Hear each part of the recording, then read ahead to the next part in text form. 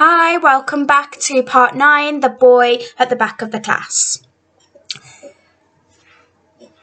At home time, we waited just as we always did by the gates, but this time all of us had something to give him.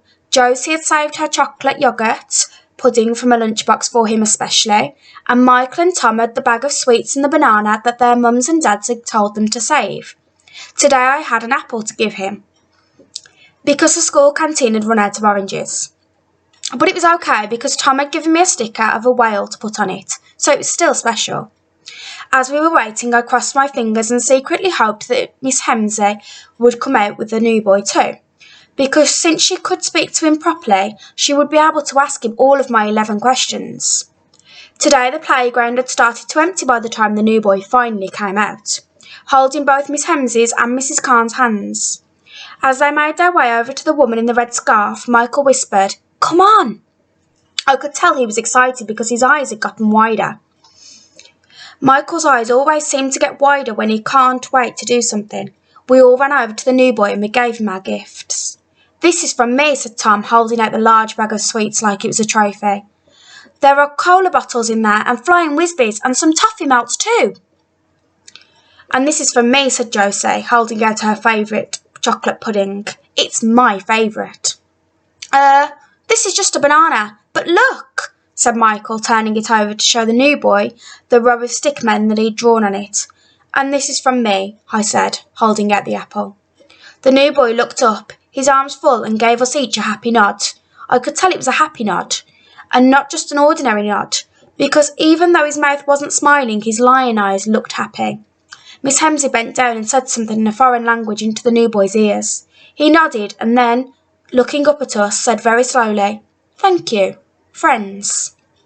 Josie, Michael, Tom and me nodded and beamed, and then, all at once, started talking. "Do you want to come play football with us tomorrow?" shouted Tom, "at break time?" "I'll get you another one of those puddings tomorrow if you like them," exclaimed Josie. "I'll ask Mum to give me something better than a banana," cried out Michael. "What about some mini muffins?" "And I'm going to get you something better than an apple tomorrow. What's your favourite fruit?" I asked. The new boy looked at us and then looked up at Miss Hemsley and Mrs. Khan and then at the woman in the red scarf. They were all smiling and the woman in the red scarf ruffled his hair just like Mum had ruffled my hair the night before. "Now, kids," said Mrs. Khan, bending down so that her face was the same height as ours. "These are all wonderful gifts, and I know that Ahmet is thankful for them, but he needs to learn just a little bit more English before he can answer your questions, okay?" We all looked at each other and then at Mrs. Khan, and we nodded. "But I do think it's a very good idea of yours, Tom. Maybe Ahmet would like to play football with you tomorrow at break time." Mrs. Khan looked over at Mrs. Hemsley, who gave a nod. "Yes, that's a wonderful idea." "Awesome," said Tom, and he was so excited that he gave the new boy a thump on his arm. The new boy looked at Tom and then at his arm, as if he wasn't quite sure what had just happened. "And there's no need to give him many presents every day," said the woman in the red scarf, laughing. "It's so lovely, but we don't want to ruin his teeth now, do we?" We all shook our heads. "If you still want to give him something at home time, just choose one thing between you all, okay?" We all nodded, and then I cried out, "Miss Hemsley!"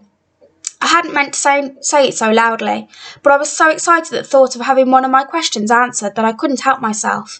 "Yes," smiled Miss Hemsley. "Can where is he from? Like, which country? And what language does he speak?" I asked, looking at the new boy. Miss Hemsley's smile widened, even though she still didn't show any of her teeth. "Ahmet is from a country called Syria, and he speaks a language called Kurdish." "Do you speak that and English?" asked Josie, looking impressed. "Yes, I'm Syrian too." "But why doesn't Ahmet speak any English?" asked Tom. "Well," said Miss Hemsley, "because in Syria nobody needs to speak English, just like you don't need to speak a Syrian language here in England." "Oh." The answer made Tom frown to himself, which meant he was asking himself lots of other questions in his head. "Now, kids, off you go," said Mrs. Khan, clapping her hands. "Ahmet needs to get going, and so do you. And Tom, I notice you're wearing your brother's trainers by mistake again. Try and make it the last time, okay?" "Yes, miss," said Tom, as he turned bright red. We waved goodbye and we headed to our bus stop. Just before we turned the corner, I looked over my shoulder and saw the new boy take a big bite of the apple that I had given him. I felt even happier than I did when Miss Hemsid answered my questions. But a second later, the feeling quickly disappeared because that was when I saw Brandon the bully. He was standing in front of the boys' toilets just a few yards away, and his cheeks were pink and his eyes were narrow. And he was watching the new boy with a scowl on his face. Everyone knows that Brandon the bully hates anyone who's different from him, and it was the first time I'd seen him look so angry and mean. He couldn't do anything because Miss Hemsley, Mrs. Khan and the lady in the red scarf were there. But as we headed to our bus stop all the way home, I couldn't help but feel worried. I think I knew right away that the scowl was a warning, and that he was going to make things hard for the new boy and anyone who wanted to be friends with him.